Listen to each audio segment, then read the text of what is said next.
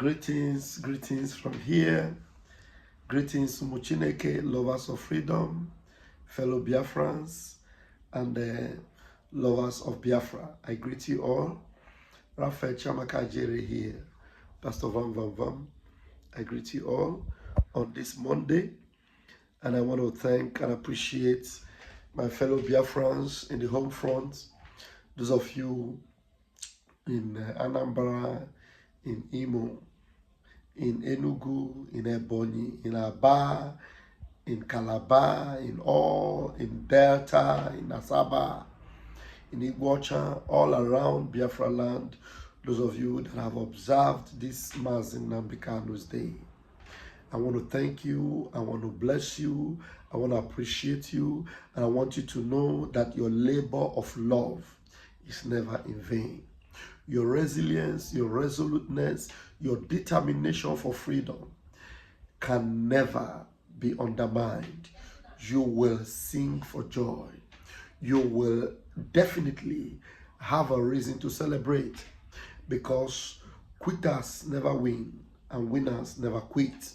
And so because you have refused to quit, you must win. You must win. Quitters never win and winners never quit. So you must win. Together we must win. And I want to appreciate our Prime Minister, Odogu Mazi Simon Ekpa. You have been an inspiration to us, an encouragement to us, a blessing to us. And Biafrans owe you this love and respect. Thank you, thank you, thank you. And for those of you that says you will not stop fighting the chosen one, Mazi Simon Ekpa,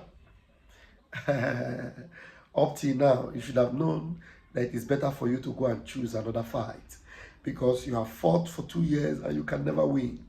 Propaganda and all what have you, and you can never win. You have never even envisaged or coming close to even, having a semblance of winning.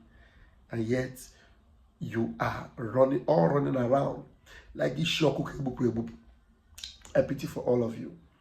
And those of you from within that have been bought to make a try or make an attempt, so you better step out. You better resign before Akakoko Nishun. I want to bring to you a message from Bibi Netanyahu. I watched this Bibi Netanyahu's recounting of history of the people of Israel. The same way Israel have history, the same way Biafra have had history, the same way from time immemorial, the enemies of righteousness have always been fighting against the Biafran people, seeking to exterminate and remove Biafra from the face of the earth. The same way Israel have had the same history. And now I am going to add up this video so that you will listen to the true history of the people of Israel, as it is coming from the horse's mouth, so that you understand that these are not just a people that you can just take for granted, or that is, they tell you anything you believe. Listen from the horse's mouth and hear that this is a people that Chukwokike, God himself, has set aside to preserve and to sustain. The same way God, Chukwokike Abiyama himself, has set Biafra aside to preserve and to sustain. Every effort the enemies have made to exterminate Biafra, it has always catapulted us to glory and to bliss. We always win. Even when they thought they have defeated us, we will always rise up and shine. The same history have Israel. The same history. So we are just like Siamese twins that can never be separated. Siamese twins that are, have an identical resemblance. You understand? So those of you that are thinking that Biafra is a dot in a circle, is a people you can just wash away like that, or you set aside like that, you are in for a long haul. You are in for a long haul, because we are the people that never say die. They die hard. They hard knocks. That's what we are. We always win. No matter how long it takes, we always win. And this time is our time of celebration and victory. And so those of you that believe in this movement and knows very well that it will end well, you will enjoy this story from Benjamin Netanyahu, the Israeli Prime Minister. And remember, he is a very close friend to our leader, Onyendu Mazin Nnamdi Kanu. And the hope of Biafrans, continuing in demanding the freedom of Mazin Nnamdi Kanu will never be shut down.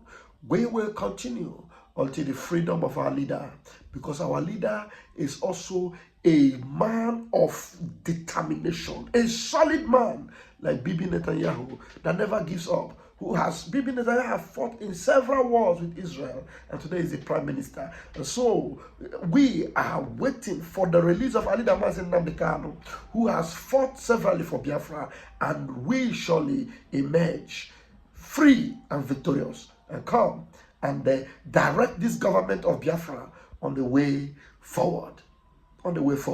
Thank you very much. Today, I know I have not been able to do program this evening, but this will, revive your spirit and keep you close to what we're doing, to know that there is never a dull moment. Wherever you are, whatever you can do, keep doing it.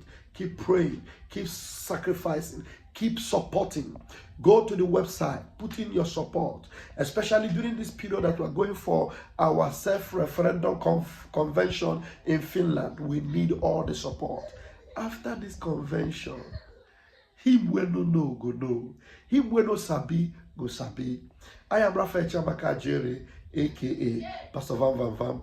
I'll leave it here. Enjoy this video, subscribe to the channel, share it, hit the like button, and make sure it goes viral. I love you, but Chukwuoki Kabiama love you more. Until I see you tomorrow morning in my Ututuoma section, Umunnem Kachifonu. People have lived in the land. The Jewish people have lived in the land of Israel, what is now the state of Israel, have lived here and have been attached to this place for about 3,500 years, 3.5 millennia. Now, roughly for 2,000 years, we were conquered by the Romans, we were conquered by the Byzantines. They did a lot of bad things to us, but they didn't really exile us, contrary to what people think, okay? The loss of our land actually occurred when the Arab conquest took place in the 7th century. The Arabs burst out from Arabia, and they did something that no other conqueror, not the Romans, not the Byzantines, not the Greeks before them, not Alexander the Great, nobody did before. They actually started taking over the land of the Jewish farmer. They brought in military colonies that took over the land. And gradually, over the next 2 centuries, the Jews became a minority in our land. So it is under the Arab conquest that the Jews lost their homeland. The Arabs were the colonials. The Jews were the natives dispossessed. Well, that happens in history. The Jews were dispossessed. We were flung to the far corners of the earth, suffered unimaginable suffering because we had no homeland.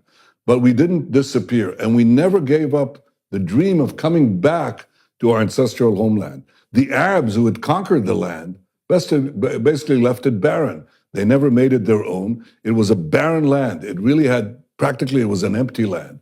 And in the 19th century, the idea of coming back next year in Jerusalem became a reality. By the way, in part because of Christian Zionist support for the idea of the Great Return.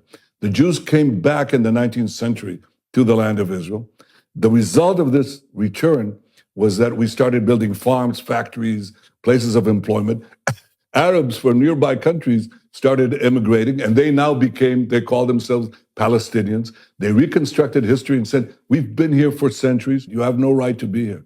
It's our land. It's not your land. It's been our land for 3,500 years.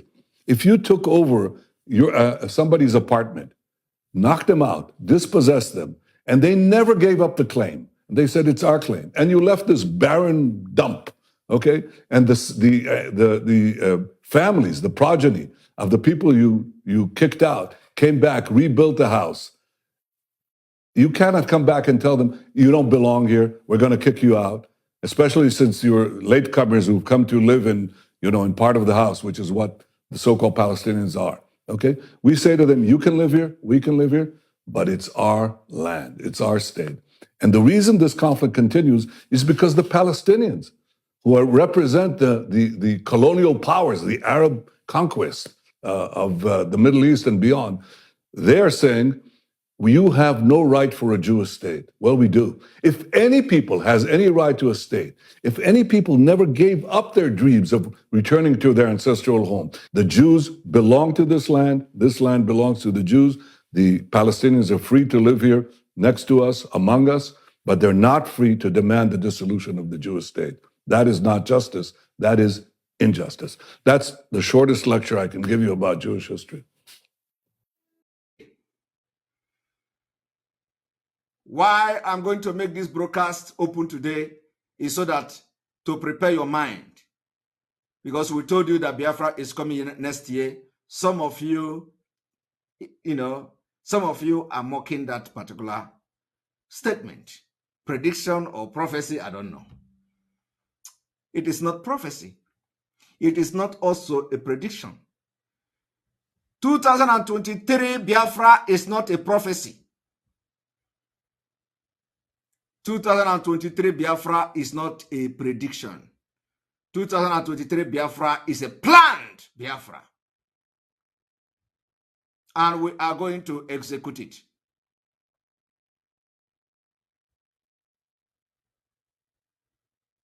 And I want to tell you people today, no matter what that is going to happen from November, stand strong in Biafra land. No matter what that is coming from November, stand strong. I am telling you, it is not going to last for a long time.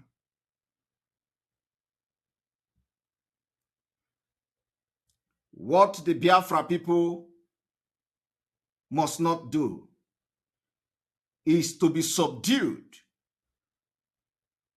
by the sudden upsurge and presence of security, military in Biafra land from next month, November. Don't panic. They have nothing to offer. I am telling you, they don't have the capacity, they don't have the manpower, they don't have what it takes. But I can assure you that a plan for a Garagara military takeover is already in place. And I want to assure you that they know we have succeeded.